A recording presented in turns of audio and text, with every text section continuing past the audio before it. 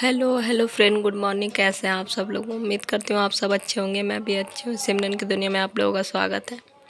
आज दिन है संडे, संडे का ब्लॉग है।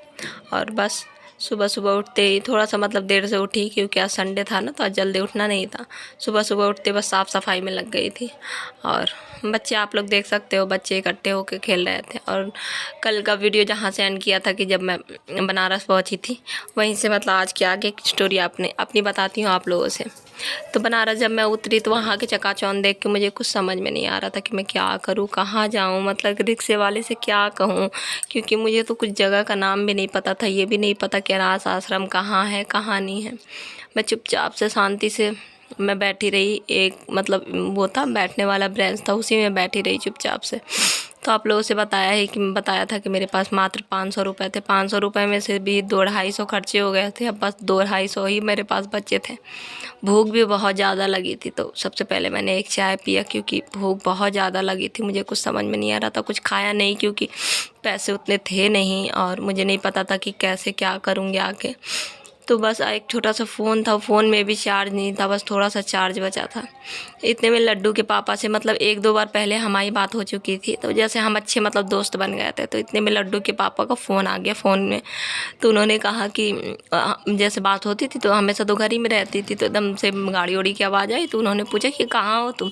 तो मैंने बताया कि ये बात हो गई, ऐसे ऐसे बात हो गई, ये हुआ।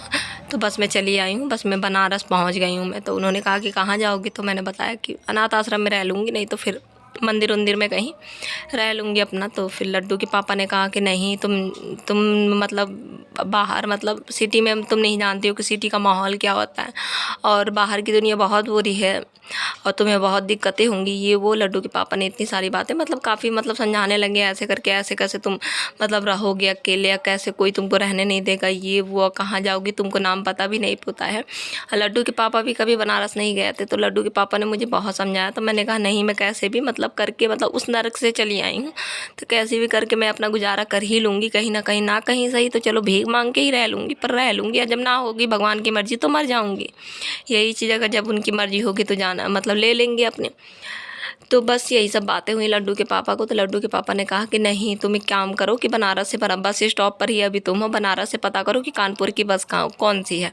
तो मैंने कहा कानपुर की बस क्यों पूछना है? तो कह रहे थे कि नहीं, तुम मेरे पास आओ, ये वो, और मैं देखूँगा, सब कुछ मैं मैनेज करूँगा। तो मैंने कहा कि नहीं, मैं किसी पर बोझ नहीं बनना चाहती। मैं नहीं चाहती कि मेरी वजह से कल को दिक्कत हो। और तुम्हारा घर परिवार है, तुम्हारी फैमिली है, सब कुछ है। तो लड्डू के पापा ने कहा कि नहीं, मैं सब कुछ मैनेज कर लूँगा, और मैं ऐसे मैं तुम्हें जानता हूँ, तो मैं तुम्हें ऐसे नहीं छोड़ सकता, ये वो बहुत सारी बातें हुई। तो मैंने बहुत समझाया लड्डू के पापा को। मैंने कहा कि नहीं, मैं तुम्हारे भरोसे, तुम ये सोचो कि मैं तुम्हारे भरोसे सब कुछ छोड़ के आई हूँ, तो ऐसा कुछ भी नहीं है। मैं तुम्हारे लिए सब कुछ छोड़ के नहीं आई हूँ, मेरे पास अलग ही रीज़न था, ये वो मैंने सब बताया। तो लड्डू के पापा ने कहा कि नहीं, बस तुम बस पता करो, बस पता करके चुपचाप से बैठ जाना कानपुर के बस में, और ना किसी से बोलना ज़्यादा, ना कुछ करना। मैंने उन्हें बता दिया कि मेरे फ़ोन में चार्ज नहीं है, मैं अब दोबारा बात नहीं कर पाऊँगी, मेरे पास चार्जर भी नहीं है। तो कह रहे थे ठीक है, जब कानपुर उतर जाना किसी का भी फ़ोन लेके तुम फ़ोन कर देना मुझे, तो मैं आ जाऊँगा तुम्हें लेने के लिए। तो मैं बस वहाँ से अब मैंने पता किया कि कानपुर का बस कहाँ है। अब यही होता है ना कि एक अगर मुसीबत, अगर आंधी आ रहा है, अगर आंधी में अगर बारिश हो रहा है खूब तेज़ी, अगर बारिश में अगर कोई छाता दे दे तो हमें थोड़ा सा तो राहत मिल ही जाता है। तो वही चीज़ है, इतनी मेरे पास इतनी सारी दिक्कतें थी, उसमें लड्डू के पापा ने इतने मुझे अच्छी अच्छी बातें कही, इतना मेरे सपोर्ट में बातें कही, इतना मुझे तसल्ली दिलवाया कि नहीं, सब कुछ सही हो जाएगा, मैं सब कुछ सही कर दूँगा। नहीं सब कुछ सही होगा तो तुम बाहर रहना, तुम्हें घर में रहने की ज़रूरत नहीं है, मैं तुमको देखूँगा, सब कुछ करूँगा, ये वो तमाम बातें होती हैं। और मुझे लगता है कि हर नॉर्मल शादी में भी बहुत सारी तमाम बातें होती हैं, लड़के बहुत सारी बातें करते हैं, ये होगा वो होगा, पर हो चाहे ना हो, पर बातें बहुत होती हैं इंसान के पास। तो बस मैं कानपुर के बस में बैठ गई। कानपुर के बस में बैठी, कैसे कैसे करके मैं सुबह में कानपुर उतरी। फिर मैंने किसी का फ़ोन लिया, एक भैया थे स्टेशन बस स्टॉप पर ही। फिर मैंने उनसे कहा भैया मैं एक कॉल कर सकती हूँ? तो कह रहे थे हाँ ठीक है, आप कॉल कर लो। तो मैंने लड्डू के पापा को फ़ोन लगाया, मैंने कहा मैं कानपुर आ गई हूँ। फिर लड्डू के पापा वहाँ से मुझे लेने आए थे, कानपुर से लेने आए थे। फिर मुझे नहीं पता था कि ये लाइफ का इतना बुरा पल होने वाला है, कि मुझे एहसास भी नहीं उस चीज़ का। फिर लड्डू के पापा लेने आए मुझे, फिर मैं लड्डू के पापा के साथ उन्हीं के गांव में आ गई जहाँ पे अब अभी हम लोग रहते हैं। तो मैं घर में डायरेक्ट नहीं आई, लड्डू के पापा कहीं और मुझे लेके गए, एक मतलब उनके दोस्त की मतलब बहन का घर था, वहाँ पे हम गए, वहाँ पे रहे एक रात। फिर मुझे एक रात जैसे हम लोगों ने, जैसे शाम हो गया था मुझे आते आते यहाँ पे गाँव में, तो एक रात जैसे कटा ना, फिर उसके बाद मुझे वहाँ पे दिल्ली वाले बस में बैठा दिया। दिल्ली मुझे छोड़ा है, उनका दोस्त रहता था दिल्ली, तो वहाँ पे मुझे किराए का कमरा लेके दोस्त से दिलवा दिया, वहाँ पे मुझे छोड़ा है। मैं दिल्ली में अकेले रहती थी। दिल्ली में कितनी नई बातें होती है, कौन है ये लड़की, कहाँ से आई है, इसका हस्बैंड क्यों नहीं है, अगर ये शादीशुदा है तो, ये वो तमाम सारी बातें। हमारी शादी फिर इसी बीच में हो गया था, वो मैं बताना भूल गई आप लोगों से। तो हमारी शादी हो गई, मतलब मंदिर में हमने शादी की। फिर दिल्ली में तमाम बातें हुई, ये वो ऐसे क्यों रहती है, ये क्यों। फिर दिल्ली में मैं बहुत रोती थी, मेरा मन भी नहीं लगता था। फिर दिल्ली से फिर मैंने लड्डू के पापा मतलब जाते भी नहीं थे मुझसे मिलने। वही 15-20 दिन मैं दिल्ली में रही। लड्डू के पापा ने एक बार भी नहीं, बस फ़ोन में बात होती थी। जैसे मैं अपने घर में रहती थी ना, फ़ोन में बात करती थी, वैसे यहाँ भी फ़ोन में बात होती थी।